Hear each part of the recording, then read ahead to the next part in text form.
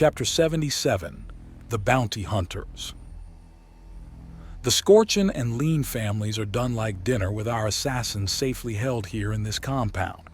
The last loyal members of both are well known and ready for mop-up. Bike reports from his place in the small conference hall. Are they going to stay loyal? Treachery is a weapon that's hard to put down, Agenda asks curiously. I'm willing to take a lot of different girls into my care, but inviting a knife into my back is another matter entirely. It took a fair amount of talking to get them to come around. Most weren't even considering until I explained exactly how and where I got their contact information. They didn't backstab things for their own sake, but for the sake of their husbands. So long as you treat those men well and let those women have fair access to them, then they'll think it's a good deal on their side. The vast majority of these girls, with maybe 2 exceptions out of dozens, were all low-ranked bitch work girls that had little to no hope of advancement, and they knew it. Give them a chance to rise through the ranks in your crew, and you'll have their loyalty. Bike answers and Agenda nods as she considers. Very good. And speaking of recruits, air farce is it? You said the negotiations went well. How well? They're willing to come to the table and talk. They've been burnt before and hounded by the previous gangs looking to recruit. Most of them just want to have fun, Airfarce says from his position on his Canador girlfriend, wife. From the lap of Onyx, the jet-black Canador woman with yellow highlights he's been fucking ever since that wild ride through the canyon some weeks ago. Oh, and before I forget, I've finished my little part of the plans. Here's the serial killer from the tent city, what's left at any rate. The large super predator remarks as she picks up a wet sack from beside the chair she's sitting on and tosses it into the center of the room.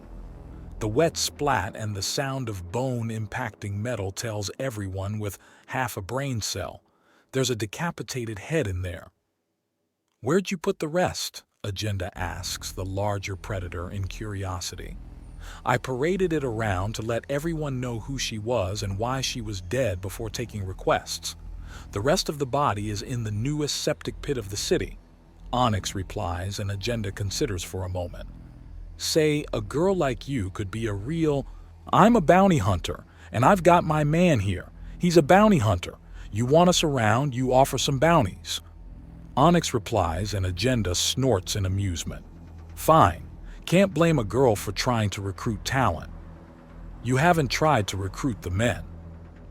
I've got a bargain with them and their admiral.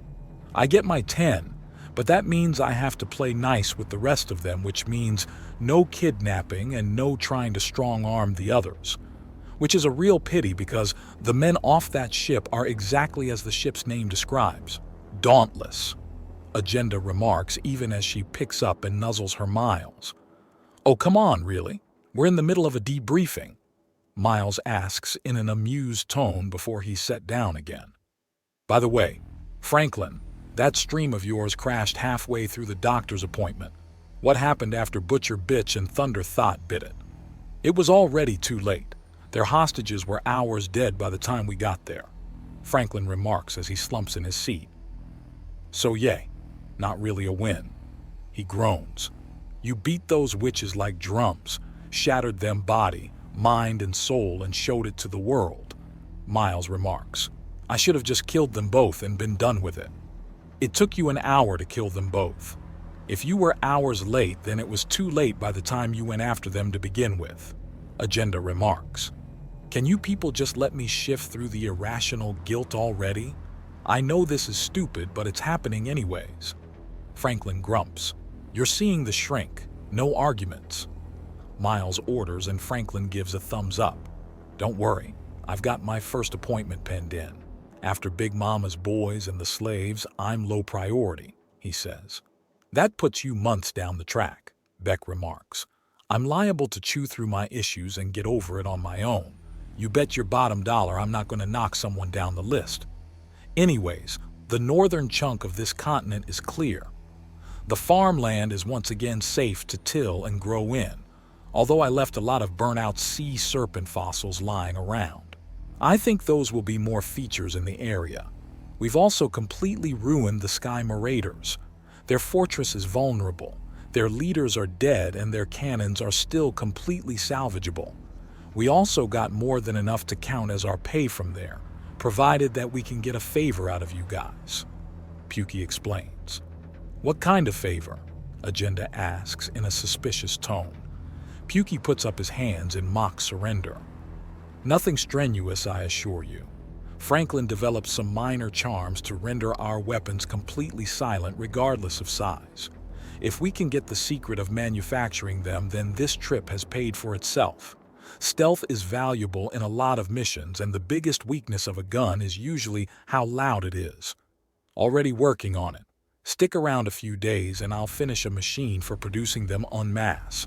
I'll give you a copy of the blueprints and the first working prototype, Franklin promises.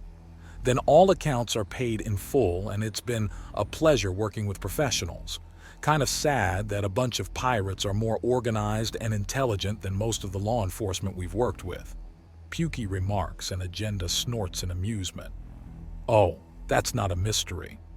Onyx adds before Agenda can. Officers are unionized. Many of them can't be fired unless they well and truly screw up in a public manner. Bounty hunters have no safety net. Pirates have a distinct lack of a safety net. The stupid get forced out of the profession fairly quickly if they don't get killed. You have to be smart and tough to live against the law. Speaking of against the law, I've been doing some digging. That organ farm really bothered me. We have healing comas available. They were being used on the girls. Why would you need to rip out someone's organs when you can grow your own back and the only negative side effect is that you're younger? Mustard says before he tosses a data chip to the table on the center of the room in disgust. Clearly you found something disgusting. Miles notes. Yes and no. Just really disappointing. There are a whole gaggle of religions and cultures that are severely against the use of healing comas, and they often overlap with those who are against the use of cybernetic prosthetics. So that's where the organs go. There are 3 front companies that these organ runners used, and they supplied about 7 worlds with some inroads into an 8th. Mustard explains at length. So they were selling them to legitimate businesses? Miles asks. Yes.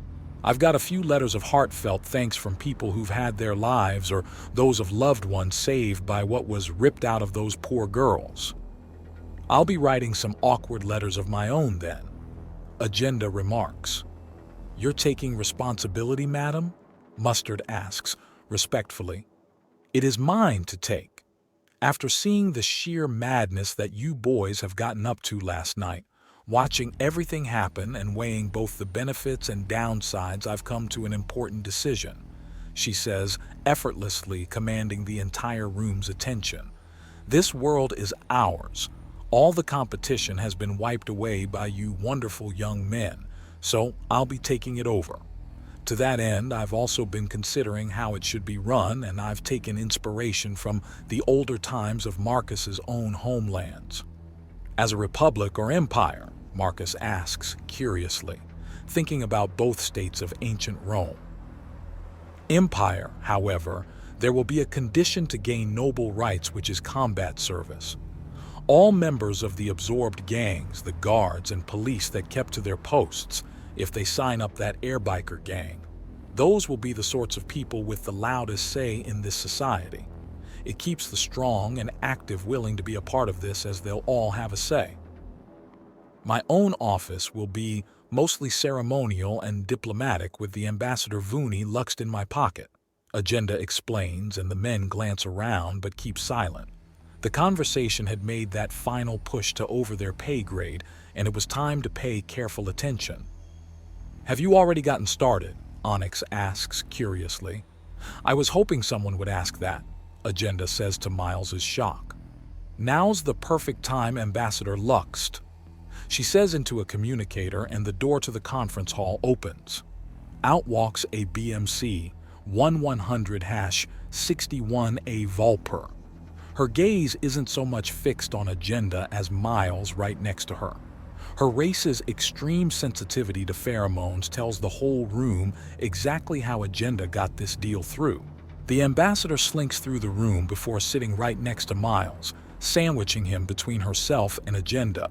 She's fidgeting so hard that it's clear that they've got maybe 10 minutes before she's impregnating herself on him, no matter who's watching. The woman is boiling in her hormones. So the paperwork is drawn up. Vusa is the heart of a small empire now, Pukey asks warily. No, and yes. Lady Lilpaw is now registered as a Grand Duchess. All of you are dames or knights beneath her, to be granted new titles as appropriate, Vuni says in a slightly simpering tone. Miles gives Agenda a somewhat perplexed look, and she nods towards the ever-moistening ambassador. He reaches into his coat to take a small breath mint. It will be worn down enough to not be a danger to her in just a few minutes. The overinflated foxwoman was all but spilling her breasts onto him already, and was brushing aside her black hair streaked with cayenne. The slaves are liberated and will need a lot of food and time with psychiatrists before they can be anything to anyone beyond someone that needs help. On the subject of food, the villages of Portwin, Scaleway, and Shellgather have their boats back, and many of them are using the guns that used to be on them as in-place defenses and handheld weapons. They've made an oath to endure as best they can. If we extend the titles to their warriors, then they'll fall even deeper in love with our rule. Mercy states out loud, looking to force things along so she can get some if the ambassador was going to get laid. Speaking of people needing help, there are the girls from the organ farm. With euthanasia thoroughly off the table, we need a way to teach them. They're young again, maybe a year or 3 away from puberty, and won't that be fun with hundreds of confused and frightened women? Beck brings up. They number less than half the crew. We'll start a big sister program if we can't find families for these girls. Agenda says simply as if the problem was easily solved, which to be fair, it is if that plan goes through. Is there a Canador among their number? It would be excellent practice for what's to come, Onyx says as she leans down to both kiss Airfarce and smother him between her breasts. We'll be running a DNA test, facial tests, and other identifiers as best we're able. There is one, but we'll see if we can't find her home and family first, Beck says, and she nods happily.